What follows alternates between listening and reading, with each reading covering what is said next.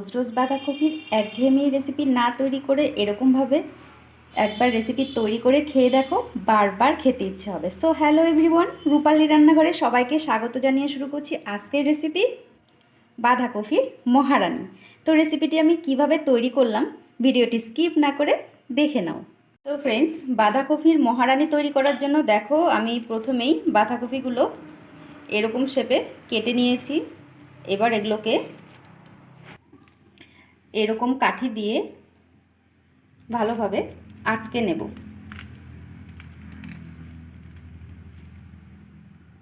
এরকমভাবে প্রত্যেকটা টুকরোতেই কাঠি গুঁজে কপিগুলো আমি আটকে নিলাম। এবার কড়াইয়ে জল বসিয়ে দিয়েছি, জলটা ফুটতে শুরু হয়ে গেছে। কপিগুলো এক এক করে দিয়ে দেব, দিয়ে হাফ বয়েল করে নেব।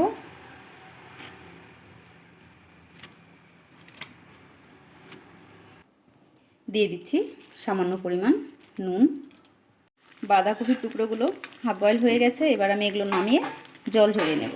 কড়াইটা ভালোভাবে ধুয়ে আবার উনুনে বসিয়ে দিলাম।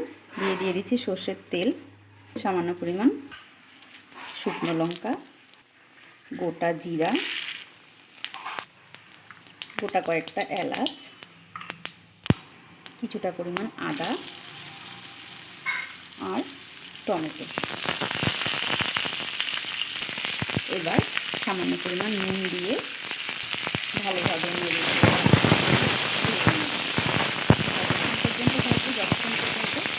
টমেটোটা নরম হবে। এবার অপর দিকে একটা পাত্রে নিয়ে নিচ্ছি 1 চামচ পরিমাণ ময়দা, এর সাথে অ্যাড করে দিচ্ছি সামান্য পরিমাণ নুন, হলুদ আর কিছুটা পরিমাণ লাল লঙ্কার গুঁড়ো। এবার খানিকটা পরিমাণ জল দিয়ে এর একটা পাতলা ব্যাটার তৈরি করে নেব। এই ক্ষেত্রে ব্যাটারটা কিন্তু একদমই পাতলা নিয়ে নিতে হবে। মশলার উপকরণগুলো খুব ভালোভাবেই ভাজা হয়ে গেছে, টমেটোগুলো প্রায় সেদ্ধ হয়েই গেছে। এবার আমি এগুলো নামিয়ে এর একটা মিহি পেস্ট তৈরি করে নেব। এবার বাঁধাকপিগুলো ব্যাটারে ভালোভাবে ডুবিয়ে নিচ্ছি। ডুবিয়ে একটু জলটা ঝরিয়ে কড়াইয়ে তেল দিয়ে দিচ্ছি। এতে কপিগুলো এবার কপির টুকরোগুলোকে খুব ভালোভাবে আমি উল্টে পাল্টে ভেজে নেব। একটু সাবধানে ভাজতে হবে।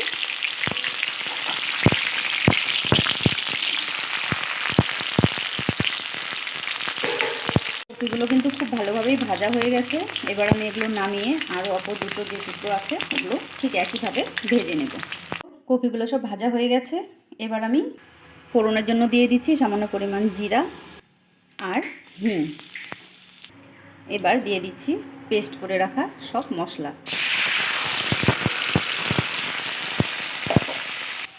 মিক্সার গ্রাইন্ডারে কিছু মশলা লাগিয়েছিল, তা ধুয়ে একটু জল অ্যাড করে দিচ্ছি। এবারেতে অ্যাড করে দিচ্ছি কিছুটা পরিমাণ কড়াইশুঁটি। দিয়ে দিচ্ছি স্বাদ অনুযায়ী নুন, হলুদ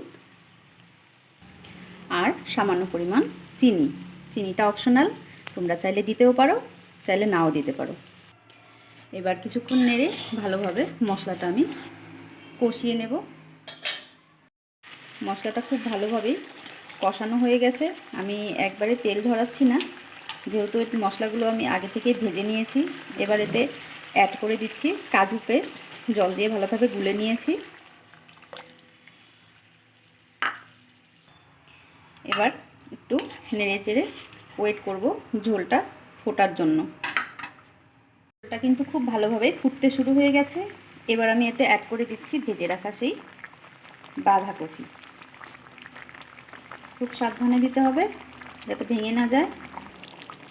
এবার একটু হালকাভাবে নেড়ে চেড়ে 1 মিনিট ওয়েট করব। 1 মিনিট হয়ে গেছে। এবার উপর থেকে অল্প গুঁড়ো গরম মশলার গুঁড়ো আর ঘি অ্যাড দিয়ে নামিয়ে সার্ভ করে নেব বাঁধাকপির মহারানী। তো ফ্রেন্ডস, তোমরা কে কোথা থেকে আমার এই রেসিপি দেখছো অবশ্যই জানাবে। আর যদি রেসিপিটা ভালো লাগে অন্ততপক্ষে একবার বাড়িতে তৈরি করে খেয়ে দেখবে, আশা করি ভালো লাগবে।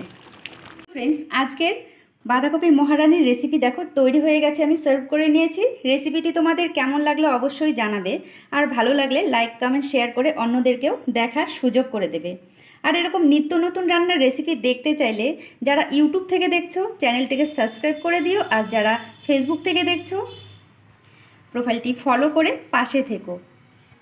আজকের মতো এই পর্যন্তই। নেক্সট কোনো দিন অন্য কোনো রেসিপি নিয়ে তোমাদের সামনে হাজির হব। সবাই সুস্থ থেকো, ভালো থেকো, নমস্কার।